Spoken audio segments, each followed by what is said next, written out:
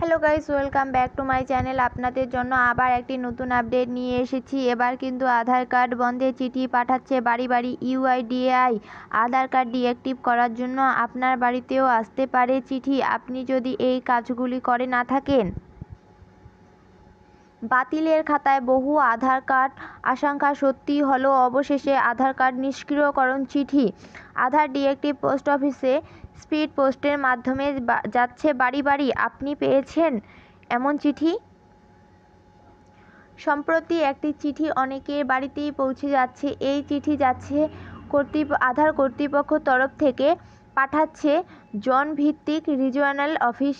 সেক্ষেত্রে পশ্চিমবঙ্গের রিজিওনাল অফিসে যাচ্ছে রাঁচিতে।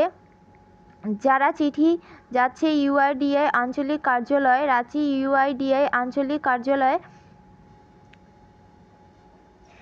চিঠিতে যা বলা হয়েছে তা বাংলা করলে যা বোঝায় তা এবার জেনে নিন। সেক্ষেত্রে প্রথম অংশে বলা হয়েছে যে নিষ্ক্রিয় স্বাক্ষরকারীকে জানাতে নির্দেশ দেওয়া হচ্ছে যে আপনাকে জারি করা আধার নাম্বার, এনরোলমেন্ট এবং আপডেট রেগুলেশন 2016 এর প্রবিধান 24 এর বিধানের অধীনে নিষ্ক্রিয় করা হয়েছে, কারণ ভারতের আপনার থাকা প্রয়োজনীয়তাগুলি পূরণ হয়নি।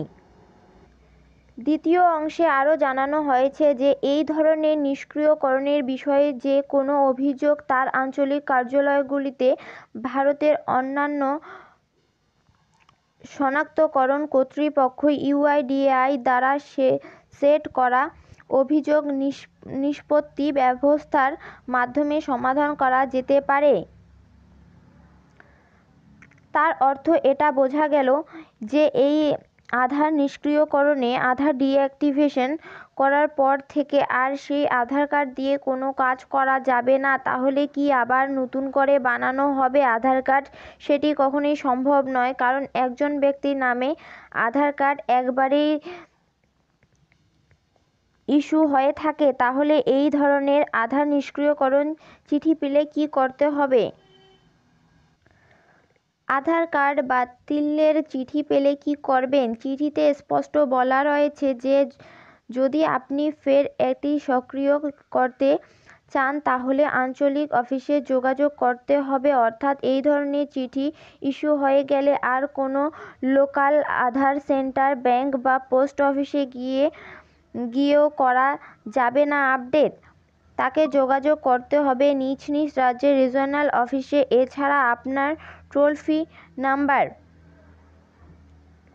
তথা আধার পরিষেবা কেন্দ্রে এক ইনচার্জ এর দেওয়া তথ্য অনুযায়ী যদি এই সময়ে বিগত 10 বছরের মধ্যে কার্ডে কোনো ধরনের সংশোধন করে থাকেন তাহলে ইকেওয়াইসি অবশ্যই হয়েছিল। কিন্তু এমন অনেকের রয়েছে যাদের ঠিকানা, মোবাইল নাম্বার একই থাকে বা আধার কার্ড তৈরির পরে অন্য কোনো উপায়ে কোনো পরিবর্তন হয়নি। এই ধরনের কার্ডধারীদের জন্য ইকেওয়াইসি করা বাধ্যতামূলক। ইকেওয়াইসি না করলে আধার কার্ড বাতিল হতে পারে।